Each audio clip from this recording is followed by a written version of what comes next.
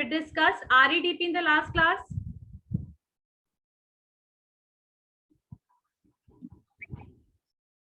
Who is going to tell? Yes, ma'am. Ma'am, basically REDP is a program which works for creation of income, opportunity and sustainable development. It works basically to improve the quality of life of farmers, especially small and marginal farmers. Okay. Next, who is going to tell me about REDP? Who is going to tell me about NABARD? First, tell me that. Who is going to tell me about NABARD? Raise your hand. Who is going to tell me about NABARD? Yes, Mihir. Ma'am, NABARD have some basic features which includes funding and refinancing. It helps in rural areas to for agriculture. Its work at Apex Bank. It also gives loan credit and guidance support for RRB and cooperative scheme. It gives credit facility for the small bank, and it also provides training program to rural artists. Anyone else who is going to tell me about it? Okay, Mihir.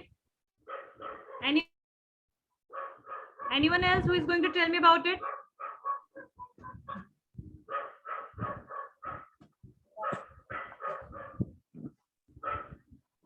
सो रहे थे क्या मेरे class में?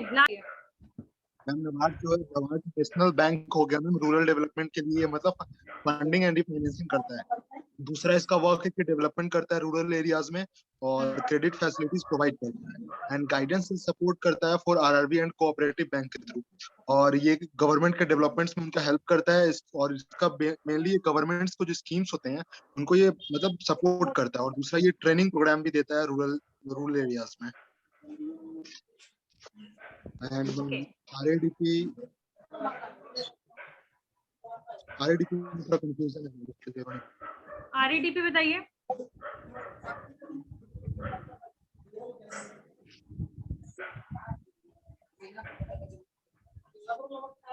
अंकित REDP बताइए।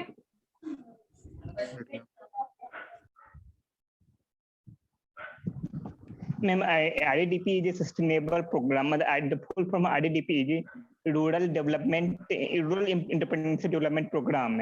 It mainly focuses on sustainable development of youth of rural areas. This training has certain criteria. The age of the trainer must be 18 to 50. Yes, ma'am. बताइए। REDP एक programme है, वो रूरल एंटरप्रेन्योरशिप डेवलपमेंट प्रोग्राम, ये NABARD के द्वारा start किया गया था। इसका एम है कि creation of sustainable employment as well as income generation और education to rural youth about self employment, और ये NABARD के अंदर आता है। और इसका फंक्शन है, ये ट्रेनिंग प्रोवाइड करता है जो अनएजुकेटेड रूरल यूथ है उसको। एज मतलब इसका लिमिट है 18 year to 50 years age limit of trainees, मतलब जिसको ट्रेनिंग दिया जाएगा। और मिनिमम 4 वीक होता है, मैक्सिमम 8 वीक्स के लिए होता है। और ये हेल्ड होता है, मतलब ये कराया जाता है एनजीओ के द्वारा, मतलब जिसका मिनिमम 3 ईयर का एक्सपीरियंस होना चाहिए, मतलब रजिस्ट्रेशन एक्सपीरियंस। और ये इसका ये देखा गया है कि इससे मतलब इसे मोटिवेशन दिया जाता है यूथ को, रूरल एरिया के जो यूथ है उनको मोटिवेट किया जाता है फॉर अचीवमेंट, और गाइडेंस एंड सपोर्ट दिया जाता है डिफरेंट मार्केट एस्पेक्ट के बारे में, क्या क्या अपॉर्चुनिटी है मार्केट में, वो गवर्नमेंट स्कीम से रिलेटेड उनको इंफॉर्मेशन प्रोवाइड किया जाता है रूरल यूथ को। और इसमें ये भी बताया जाता है कि बुक कीपिंग के बारे में, अकाउंटेंसी के बारे में, क्योंकि नया स्टार्टअप करने के बाद उनके पास मतलब तुरंत में वो किसी को रख तो नहीं सकते, इसीलिए मतलब उनको ये भी बताया जाता है इसमें। प्रोजेक्ट एंड रिपोर्ट्स प्रिपरेशन करना भी बताया जाता है इसमें। और ये तीन तरह के होते हैं REDP, मतलब एक होता है स्वर्ण जयंती ग्राम स्वराज योजना जो 1999 में स्टार्ट हुआ था। इसका एम ये था कि जो बिलो पॉवर्टी लाइन है उसको असिस्ट करना। दूसरा national programme for rural industrialisation NPRI, इसमें जैसे खादी इंडस्ट्री हो गया, जैसे एग्रो इंडस्ट्री हो गया, तो वो सब मतलब डेवलप करने के लिए रूरल एरिया में रूरल इंडस्ट्रीज को उसके लिए था। और तीसरा था micro and small enterprises MSI cluster development programme. ये मिनिस्ट्री ऑफ MSME से मतलब ये चलता है, और इसमें मतलब प्रोडक्टिविटी इंक्रीज करने के लिए, कैपेसिटी इंक्रीज करने के लिए मतलब वर्क किया जाता है मैम। ओके गुड, एटलीस्ट इसको पता है शिप्रा का। बाकी जो बच्चे हैं ये जो 3, सो नाबार्ड में एक RADP प्रोग्राम स्टार्ट हुआ था, कि स्किल डेवलपमेंट प्रोग्राम स्टार्ट हुआ था, right? So skill development programme को हमने लास्ट क्लास में बहुत शॉर्ट में डिस्कस किया था। बेसिकली स्किल डेवलपमेंट प्रोग्राम जो है उसका मेन मोटिव क्या है, 2-2 लाइन सब लिखो, सारे लोग कॉपी दिखाओगे मुझे लिख करके अपने स्क्रीन पर, सारे बच्चे। और जो बच्चा नहीं लिख के दिखाएगा, I am not going to give them. लिखिए, स्किल डेवलपमेंट प्रोग्राम जो है ये एक बेसिकली क्यों इसको लाया गया, इसका सबसे बड़ा रीजन है, लिखिए, skill development was introduced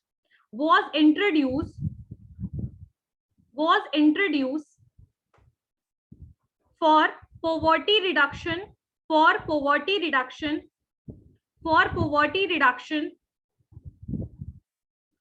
by improving employability. Ma'am एक बार फिर से बोलिएगा। Skill development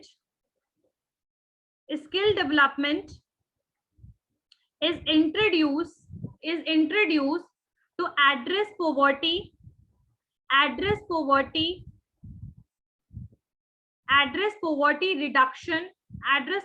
reduction by improving employability.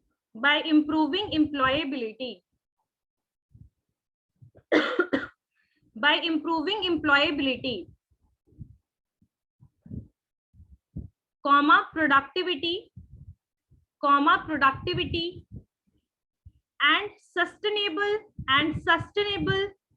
development. So what is the basic aim of skill development program that was introduced by NABARD like RADP? The main reason is that we can reduce, the main aim of this program that they can able to reduce the poverty, जो गरीबी है rural areas में, उसको reduce किया जाए। किस तरीके से? बाय एम्प्लॉयमेंट के द्वारा, यानी एम्प्लॉय लोग जो है वो जॉब करे, काम करे, अपना बिजनेस शुरू करे, ठीक है, सस्टेनेबल डेवलपमेंट करे।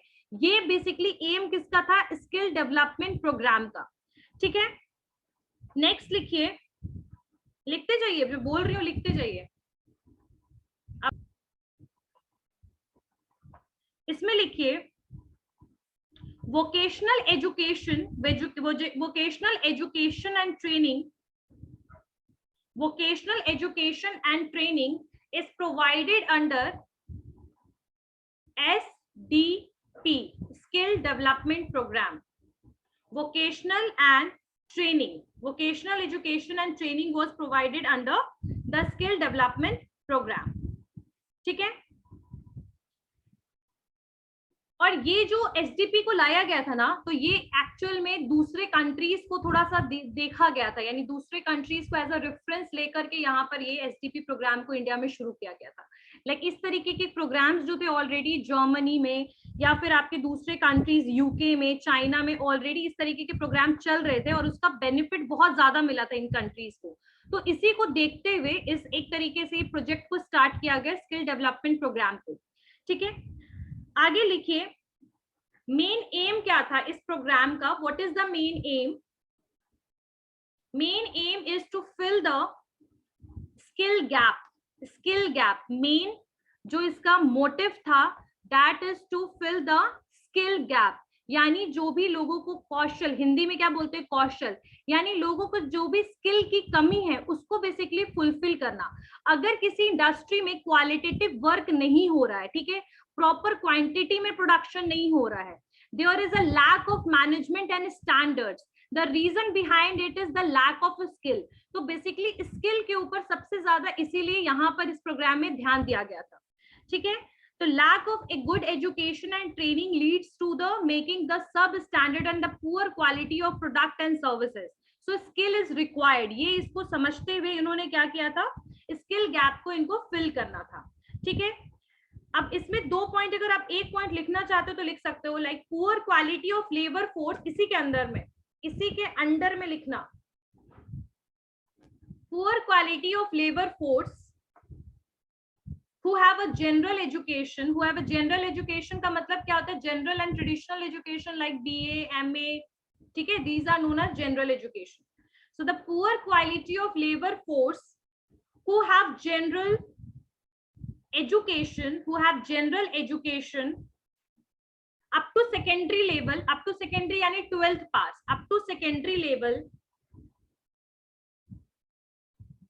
ठीक है, up to secondary level, those need to get vocational training,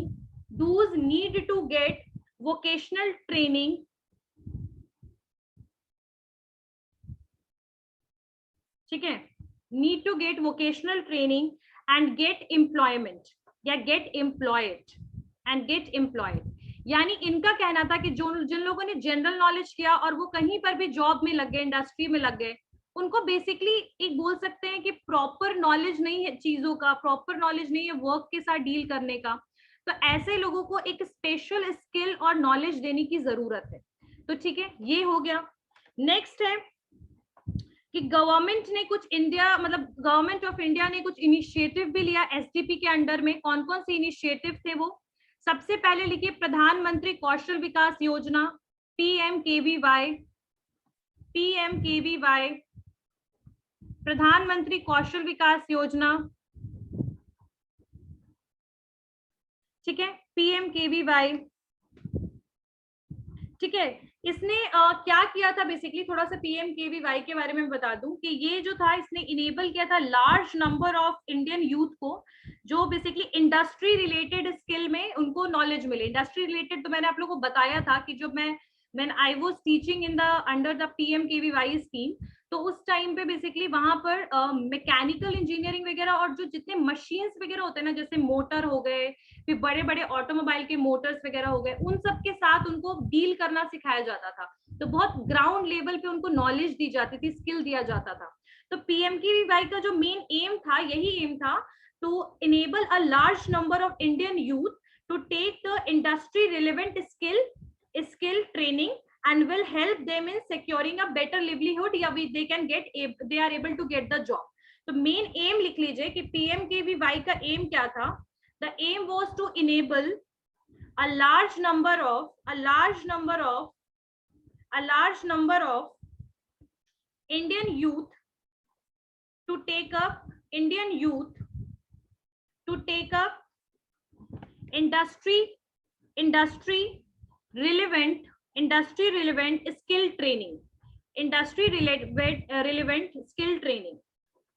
industry relevant skill training, ठीक है. तो यहाँ पर PMKVY भी SDP के अंडर में ही आया था. Just wait for a second.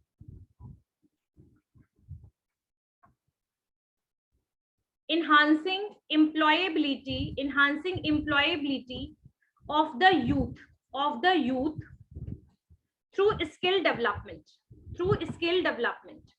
So Ministry of Skill Development and Entrepreneurship जो था has been formed. इसको फॉर्म किया गया फॉर द फर्स्ट टाइम, पहली बार इसको फॉर्म किया गया. किस चीज के लिए? एम्प्लॉयबिलिटी के लिए. फॉर द प्राइमरी जो इसका मोटिव था, या क्या मोटिव था इसका, इनहांस करना एम्प्लॉयबिलिटी. किसके लिए? यूथ के लिए, बाय स्किल ट्रेनिंग और डेवलपमेंट प्रोग्राम. ठीक है, नेक्स्ट एक तो ये स्टार्ट हुआ था ministry of skill development and entrepreneurship, SDP programme से ही, गवर्नमेंट के इनिशिएटिव में. सेकेंड था प्रधानमंत्री कौशल विकास योजना. एक और भी था, लिखिए, the national skill development corporation India, national skill development corporation India, NSDC. ठीक है, NSDC, इसको भी सेटअप किया गया. ठीक है, पब्लिक और प्राइवेट कुछ पार्टनरशिप कंपनी ने मिलकर इसके साथ मतलब पार्टनरशिप के थ्रू इसको स्टार्ट किया गया, national skill development corporation India, NSDC. किसी ने सुना है एनएसडीसी का नाम सुना है एनएसडीसी का? National skill development corporation, ministry of skill development and entrepreneurship, प्रधानमंत्री कौशल विकास योजना। नेक्स्ट लिखिए, कुछ प्रधानमंत्री कौशल विकास केंद्र भी शुरू हुए। ठीक है, प्रधानमंत्री कौशल विकास केंद्र भी स्टार्ट हुआ। लगभग 415 डिस्ट्रिक्ट में इसको शुरू किया गया, 415 डिस्ट्रिक्ट में, जिसमें से एक दिल्ली भी था, साउथ दिल्ली, पटना भी है आपका। मतलब 415 डिस्ट्रिक्ट के अराउंड ये कुछ प्रधानमंत्री कौशल केंद्र भी शुरू किया गया, जहां पर ट्रेनिंग दिया जाता था। और कुछ ऐसे भी थे जहां पर बेसिकली पार्टनरशिप में काम हो रहा था, यानी कुछ प्राइवेट कंपनीज या प्राइवेट इंस्टीट्यूट को यूज किया जा रहा था स्किल डेवलपमेंट के लिए। ठीक है, साथ साथ इसके अंडर में एक चीज और स्टार्ट हुआ था, दीन दयाल उपाध्याय ग्रामीण कौशल योजना। मतलब एसटीपी की सपोर्ट के लिए गवर्नमेंट ने बहुत सारे प्रोग्राम शुरू किए, प्रधानमंत्री कौशल विकास योजना, नेशनल स्किल डेवलपमेंट कॉर्पोरेशन, फिर है आपका ministry of skill development and entrepreneurship, फिर कुछ प्रधानमंत्री कौशल केंद्र शुरू किया गया। उसके अलावा दीन दयाल उपाध्याय ग्रामीण कौशल्य योजना भी शुरू हुआ। दीन दयाल उपाध्याय ग्रामीण कौशल्य योजना भी शुरू हुआ।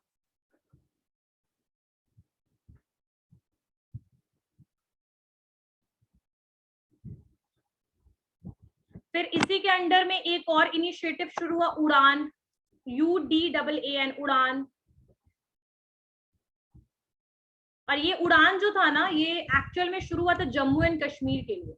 ठीक है, एनएसडीसी के अंडर में इस उड़ान को भी शुरू किया गया। ये सारे गवर्नमेंट इनिशिएटिव है जो एसटीबी प्रोग्राम को सपोर्ट करने के लिए। इसके अलावा संकल्प शुरू हुआ, संकल्प स्टार्ट हुआ, skill acquisition and knowledge awareness for livelihood promotion launched by MSDE। संकल्प भी शुरू हुआ।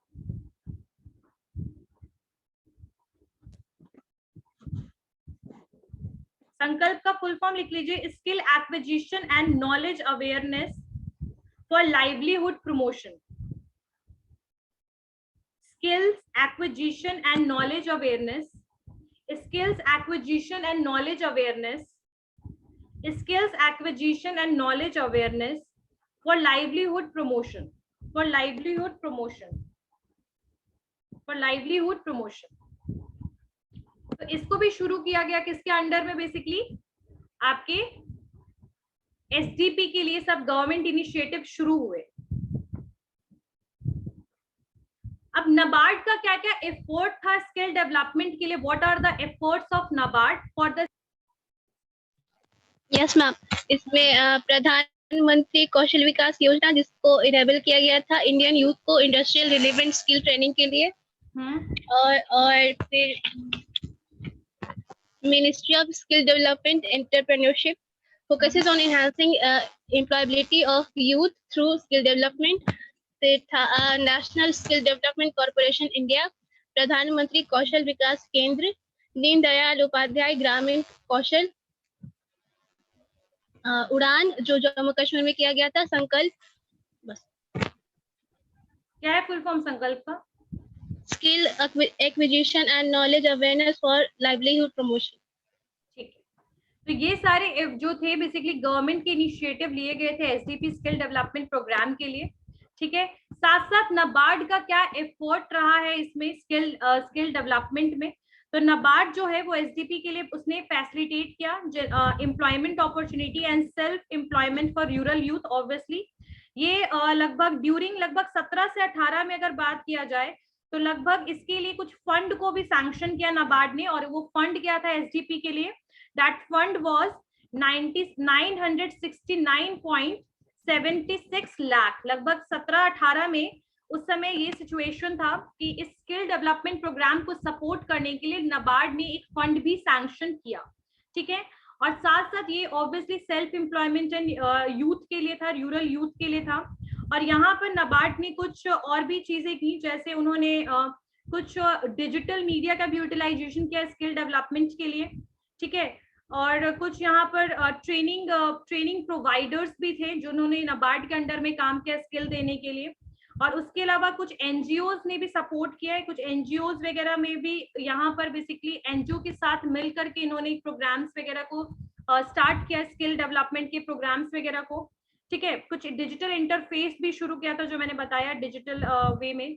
और साथ साथ इन्होंने कुछ और भी प्रोग्राम्स वगैरह भी स्टार्ट किया, जैसे कि लाइक कुछ फाइनेंशियल असिस्टेंस वगैरह भी देना शुरू किया ट्रेनिंग के बाद, जो लोग वहां से ट्रेनिंग ले रहे थे उनको। तो यहाँ पर नाबार्ड जो है उसने स्किल डेवलपमेंट प्रोग्राम्स में बहुत सारे इंपॉर्टेंट काम किए। क्या क्या काम किया, जैसे कुछ digital initiative, technological advancement, NGO के साथ मिलकर के स्किल डेवलपमेंट प्रोग्राम स्टार्ट करना, फंड सैंक्शन करना, फाइनेंशियल असिस्टेंस देना। तो all these things are done by NABARD for STP skill development program. तो ये था आपका NABARD skill development program. And आपके बुक में कुछ इनिशिएटिव गिवन है जो बेसिकली आपके गवर्नमेंट के द्वारा स्टार्ट किए गए हैं, उसको भी हम थोड़ा सा डिस्कस कर लेते हैं। उसके बाद फिर मैं थोड़ा सा आप लोग एमसीक्यू क्वेश्चन हम लोग करेंगे कुछ, ठीक है। यस रोशन। ग्रामीण योजना, हाँ, दीनदयाल ग्रामीण योजना में लिख लीजिए इसमें क्या होता था। कौशल विकास ये योजना जो था, ये बेसिकली इसमें जो पुअर थे, रूरल यूथ, ठीक है, जो हुआ पुअर, ठीक है, उनको प्रोवाइड किया जाता था job with regular monthly wages, ठीक है। इनको मंथली वेजेस के लिए रूरल यूथ थे जिनको, जो गरीब होते थे उनको ट्रेनिंग देना, ठीक है। Aim to train the rural youth who are poor and provide them a regular job, उनको कोई रेगुलर जॉब देना विथ मंथली वेजेस, मतलब हर महीने वेजेस के साथ। मतलब कि जो डेली वेजेस नहीं, मंथली वेजेस की बात करें, क्योंकि ज्यादातर लोग जो थे डेली वेजेस पे काम करते थे, तो उनको मंथली वेजेस प्रोवाइड कराना, ठीक है। और साथ साथ ये जो इनिशिएटिव था, मतलब ये जो इनिशिएटिव था ये बेसिकली इसके लिए भी था, पॉवर्टी रिडक्शन एक प्रोग्राम चल रहा था आजीविका, तो उसके लिए भी ये बेसिकली था, ठीक है। मतलब आजीविका जो था उसके सपोर्ट में ये था कि पॉवर्टी को रिड्यूस कैसे कर सकते हैं। सिर्फ और सिर्फ अंत्योदय अन्न योजना और ये सब जो योजनाएं थी जो बेसिकली क्या देती थी, ग्रेन्स वगैरह प्रोवाइड करती थी रूरल यूथ को, तो सिर्फ इसी से पॉवर्टी रिड्यूस नहीं हो सकता है, उनको एक प्रॉपर लाइवलीहुड के लिए जॉब भी मिले। तो दीनदयाल उपाध्याय ग्रामीण कौशल योजना को शुरू किया गया ताकि उनको ट्रेनिंग दे करके हर महीने वाला या मंथली जॉब में उनको लगाया जा सके, ठीक है। तो इसके अंडर में बहुत सारी ट्रेनिंग्स मिलती थी, जैसे ड्राइवर्स को, मैकेनिक्स हो गए, प्लम्बर्स हो गए, तो इन सब के लिए भी उन लोगों को, बहुत लोगों को ट्रेनिंग मिलती थी। या तो जिनका एजुकेशन लेवल कम है, बहुत लोगों को ये भी मिलता था, कंप्यूटर सीखने की ट्रेनिंग मिलती थी। तो ये सारा ग्रामीण बेसिकली उपाध्याय ग्रामीण, दीनदयाल ग्रामीण उपाध्याय, एक मिनट रुकना जरा। Everyone, yes Ankit, what was your question, tell me. Ma'am वो जो संकल्प के बारे में बताई थी, तो क्या संकल्प हर जगह तो नहीं है? क्योंकि मैंने जहाँ सुना था संकल्प एक दिल्ली में है, तो क्या ये उसी का पार्ट है क्या ये संकल्प? हाँ, जो संकल्प है वो बेसिकली स्टार्ट वो सारे हम लोगों ने कर लिए स्किल डेवलपमेंट प्रोग्राम। आरईडीपी के अंडर में 3 प्रोग्राम शुरू हुए थे, ठीक है। आरईडीपी के अंडर में जो 3 प्रोग्राम थे, प्रधानमंत्री स्वरोजगार योजना, ठीक है, स्वर्ण जयंती स्वरोजगार योजना वगैरह, उन सबको जरूर लिखिएगा। और कुछ बुक्स में भी आपके गवर्नमेंट इनिशिएटिव दिए हैं, उसको भी एक बार देख लीजिएगा, ठीक है। उसके बाद मैम मेरे को उड़ान बता दीजिएगा। उड़ान को जम्मू कश्मीर में शुरू किया गया था, वहां के रूरल एरियाज में जो यूथ थे उनके लिए बेसिकली इसको स्टार्ट किया गया था। ये मतलब एक्सक्लूसिवली वहां के रूरल यूथ को फोकस किया गया था, जो लोग बेसिकली जिनके पास जॉब नहीं है, वहां पर जो भी पुअर एरियाज हैं उन पे वहां पर ये प्रोग्राम शुरू किया था। स्पेशली नाम इसका रखा गया था उड़ान, ठीक है। वहां पर एम्प्लॉयमेंट के लिए, वहां पर स्किल डेवलपमेंट प्रोग्राम्स चल रहे थे, वहां भी ट्रेनिंग प्रोग्राम्स चल रहे थे उड़ान के अंडर में। क्लियर है?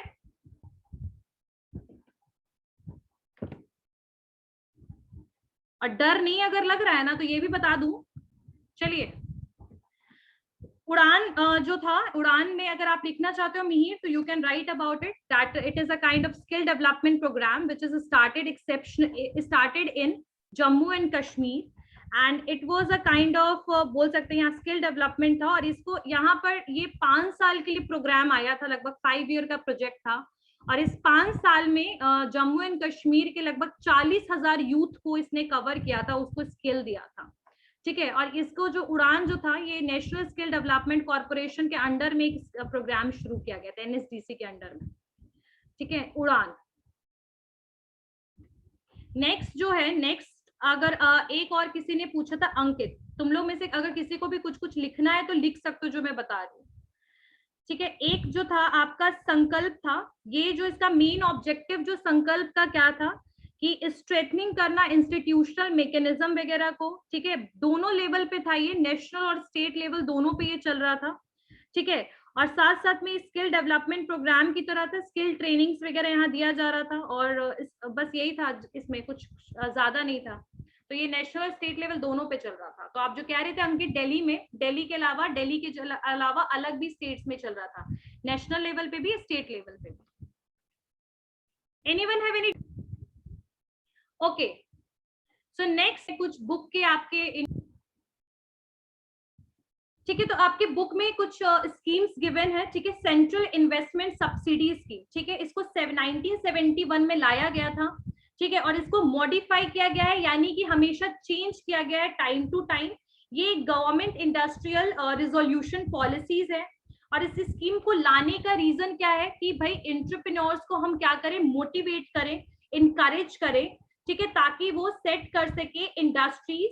ठीक है, इन बैकवर्ड एरियाज। बैकवर्ड एरियाज का मतलब वैसे एरियाज हैं जो डेवलप नहीं है। और यहाँ पर इंडिया में काफी ज्यादा रीजनल डिस्पैरिटी है। What is the meaning of regional disparity? Like there the whole state are not same in the economical manner, right? Economy के हिसाब से हर एक स्टेट सेम नहीं है।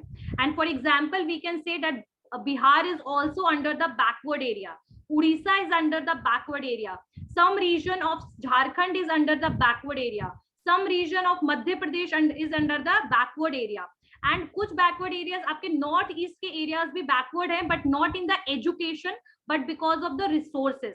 वहां पर यूटिलाइजेशन नहीं है रिसोर्सेज का, वहां पर इंडस्ट्रीज ज्यादा नहीं है। तो वैसे एरियाज जो बैकवर्ड है उनको डेवलप करने के लिए सेंट्रल इन्वेस्टमेंट सब्सिडी स्कीम को लाया गया। इसको 71 में लाया गया ताकि जो लोग हैं उनको मोटिवेट किया जा सके, एंटरप्रेन्योर को, ताकि वो अपनी इंडस्ट्रीज को सेटअप करे, कहां पर? बैकवर्ड एरियाज में। ठीक है, और जो बैकवर्ड यहाँ पर कैटेगरीज बनाई गई थी, जो कैटेगरी ए के बैकवर्ड एरियाज है, यानी बैकवर्ड एरियाज को क्लासिफाई कर दिया गया, एक्सट्रीम बैकवर्ड, फिर बैकवर्ड, फिर बोल सकते हैं ना एक्सट्रीम बैकवर्ड, बैकवर्ड एरियाज, इस तरीके से क्लासिफाई किया गया। जो कैटेगरी ए के बैकवर्ड एरियाज थे उनको लगभग 25%, लगभग 25 लाख का सब्सिडी मिल रहा था। अगर वो 50 लाख रुपया 25 लाख का उनको बेसिकली सब्सिडी मिल रहा था। कुछ कैटेगरी बी के थे, कुछ कैटेगरी सी के बैकवर्ड एरियाज थे, उनमें कुछ 15%, कहीं पर बस इसी तरीके से, मतलब कुछ परसेंट, 20%, 15%, 25% जो था उनको सब्सिडी मिल रहा था। देखिए इतने टर्म्स याद नहीं होंगे, तो you can write the Central Investment Subsidy Scheme dash 1971 aim for basically development of backward areas. How? So basically by subsidy is given by government to the entrepreneur, that so that they are able to establish or open the industries in the backward area. 15 line is more than enough to understand it. And what is the subsidy amount? Like that was like 20%, 15%, 10% and 25%. Like this you can write about. ठीक है, next transport subsidy scheme. Yes Nancy? Ma'am could you?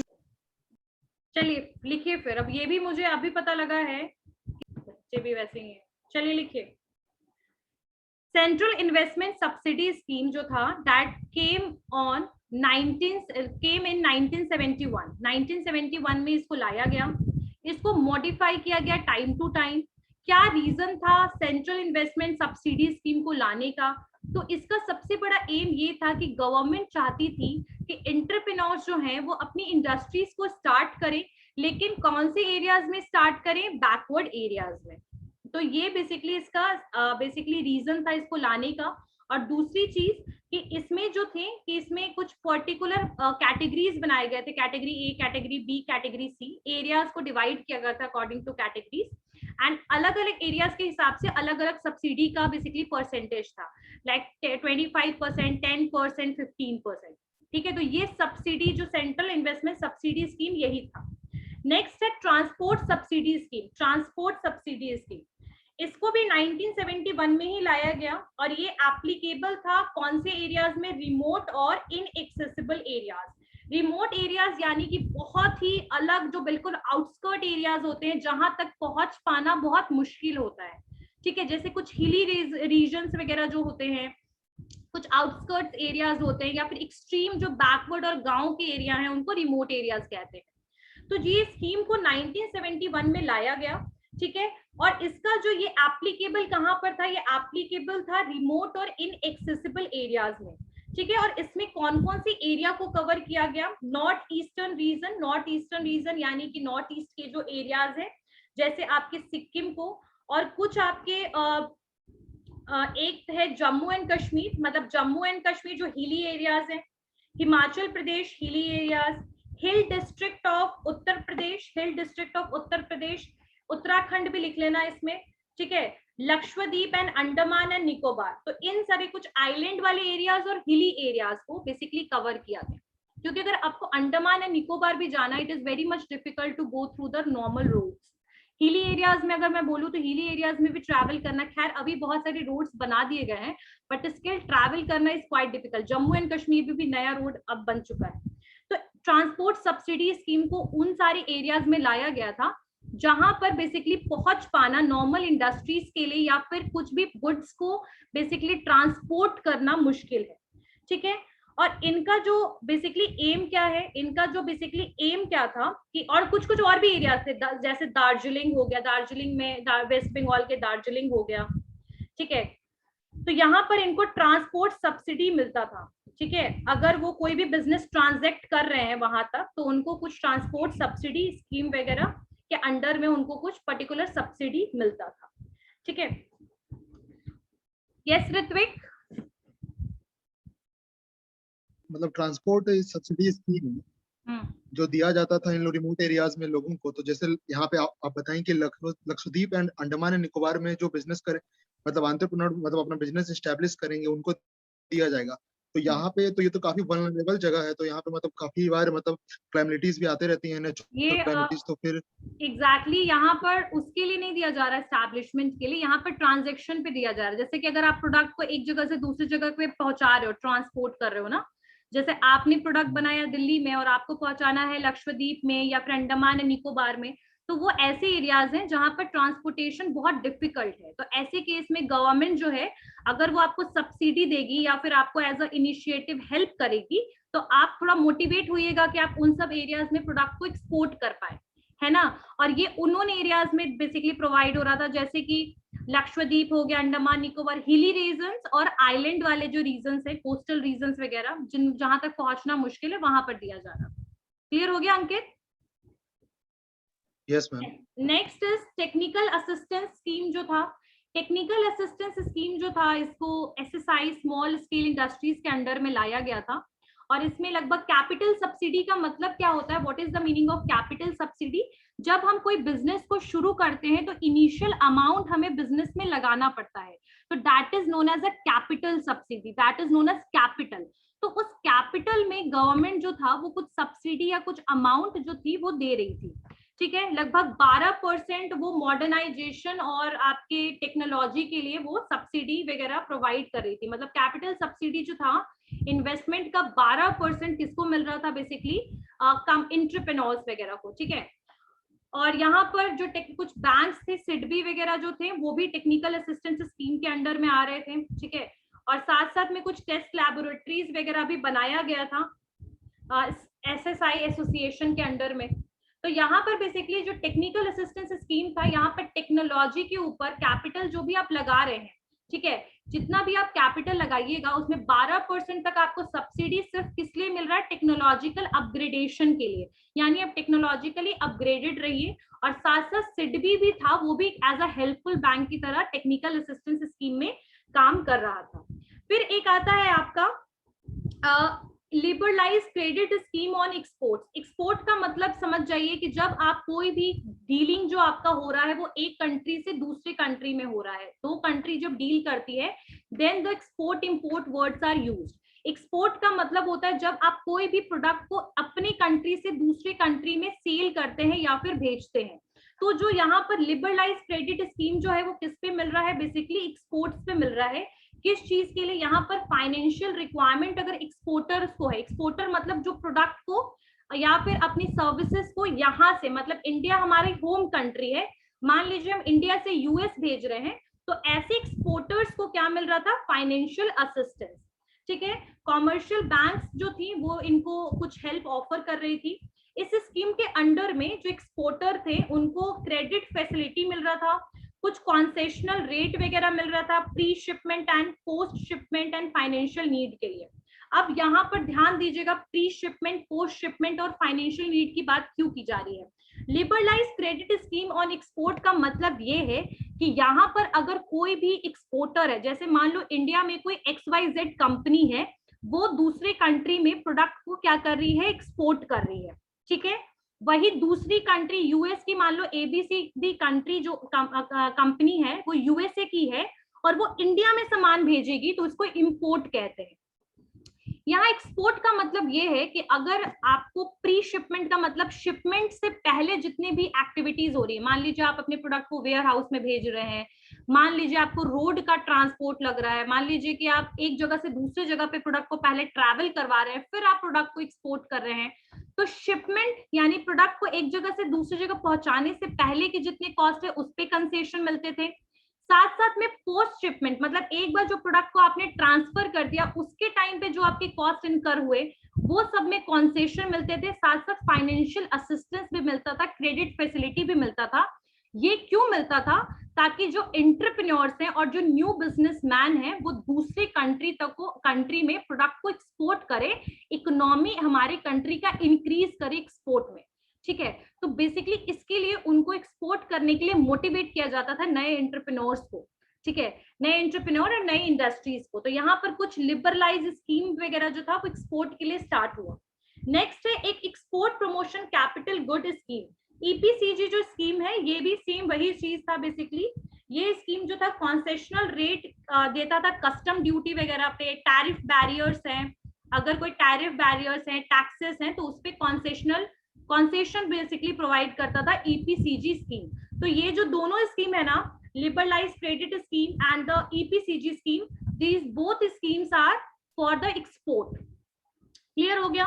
Transport subsidy scheme, that is basically for those areas where the areas are difficult to reach, like example hilly areas, island, ठीक है, north eastern state, तो ये सारी जगह पे transport subsidy scheme था। Central investment subsidy scheme था, जहां पर गवर्नमेंट जो थी वो बैकवर्ड एरियाज में मोटिवेट कर रही थी एंटरप्रेन्योर्स को बिजनेस शुरू करने के लिए।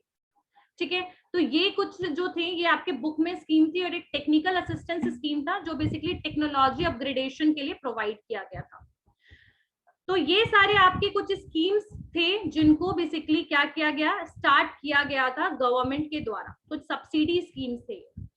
ठीक है, अब जो मैंने बुक से करवाया है और बाकी जितना भी मैंने करवाया है उन सब के साथ आप लोग जो है क्लियर रहिए। Any doubt in any of the topic, skill development programme, ठीक है, skill development program second one जो हम लोगों ने किया था, एक अभी हम लोगों ने कुछ बुक में कुछ सब्सिडी स्कीम किया।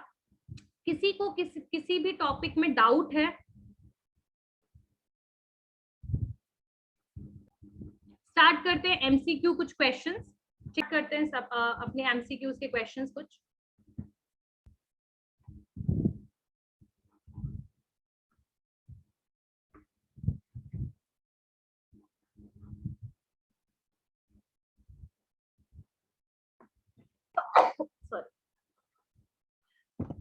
ठीक है, question one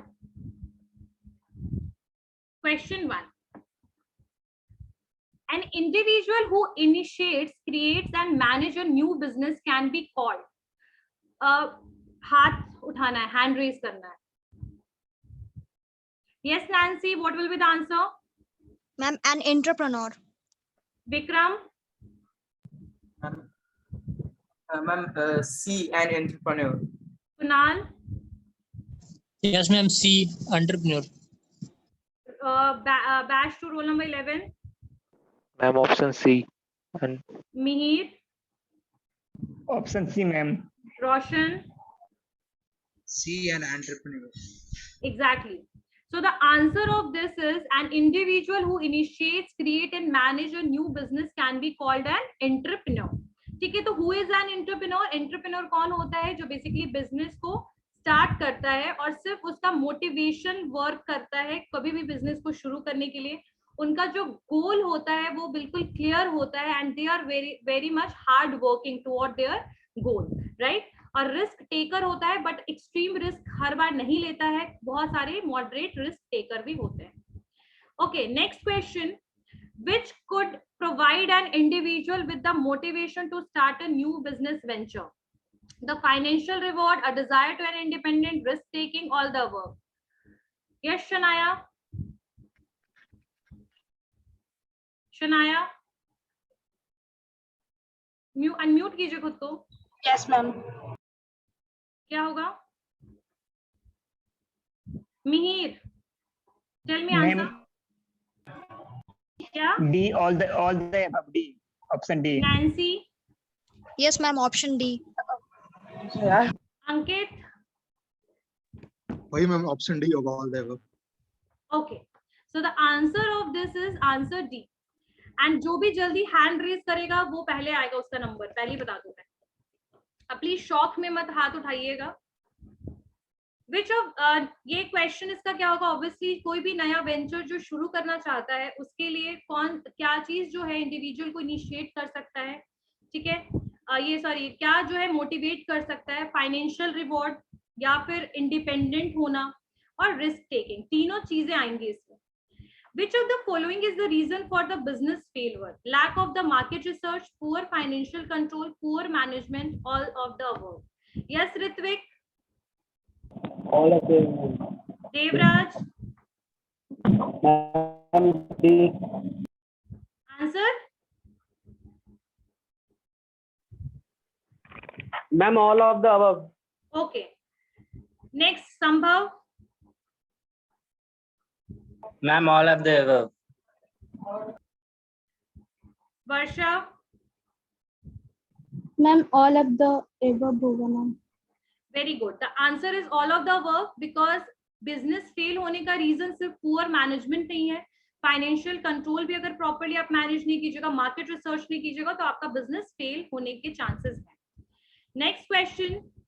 Good sources of information. Good sources of information for an entrepreneur about competitors can be obtained from. Raise your hand.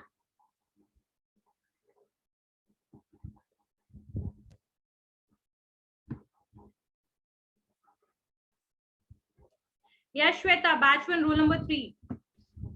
Option D all the above. Ravina, Ma'am, option D, all of the above. batch 2, rule number 34. Ma'am option D all of the above.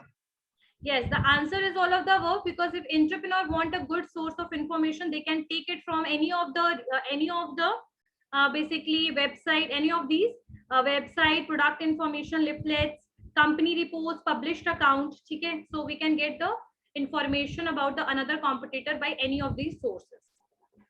Next one. Which one of the following theory has the attribute of moderate risk taking as a function of skill, not chance? Yes, Devraj.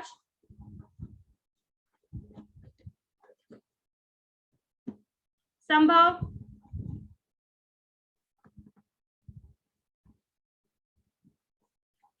Batch 2, roll number 34. Batch 2, roll number 34. Ma'am need for achievement. Batch 2 roll number 11. Ma'am, need for achievement. Very good. The answer will be need for achievement.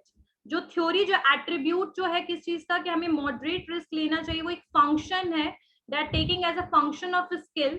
तो ये basically chance नहीं, एक skill है basically, आप moderate risk लीजिए. ये हम need for achievement में जानते हैं. ठीक है. Next question. Member of distribution channels are excellent sources for new ideas because. What will be the answer? Raise your hand. What will be the answer? Raise your hand. Batch 2 roll number 11. Ma'am, option A.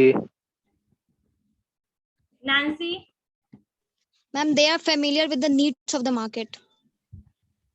Batch 2 roll number 51. Ma'am, option A.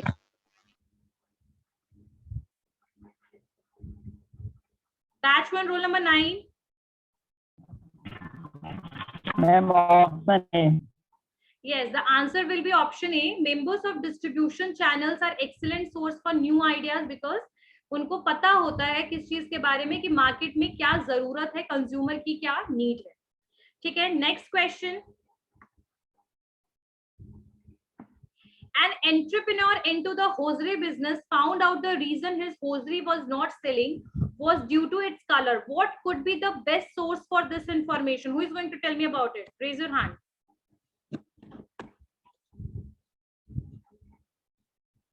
Yes, Sambhav. I'm retailer. Mihir. Ma'am, retailer. Ritvik. B, ma'am. Retailer. Exactly. Entrepreneur को ये कब पता लगेगा कि the product whatever he or she is making, that is not, if they are not able to sell it in the market, because retailer can let them know कि that the people are not demanding this color. ठीक है. and color के बारे में जो direct interaction किसका होता है? retailer का होता है consumer से, और यहीं से information निकलेगा और ये information कहाँ तक जाएगा? मैन्युफैक्चरर या फिर जो एंटरप्रेन्योर है उन तक, कि बेसिकली उनका जो बिजनेस है उसमें ये जो कलर ये प्रोडक्ट का है वो इसलिए नहीं सेल हो रहा है because they don't like this colour और some for any of the reason. तो यहाँ पर retailer is the basically information जो है सोर्स ऑफ इंफॉर्मेशन है, क्योंकि वही फाइनल इंटरेक्ट करता है कंज्यूमर से. Okay, the question is I think ended. I guess कि आप लोगों को क्लियर हो गया होगा जो भी चीजें हम लोगों ने आज किया. बहुत बहुत नॉर्मल क्वेश्चंस थे.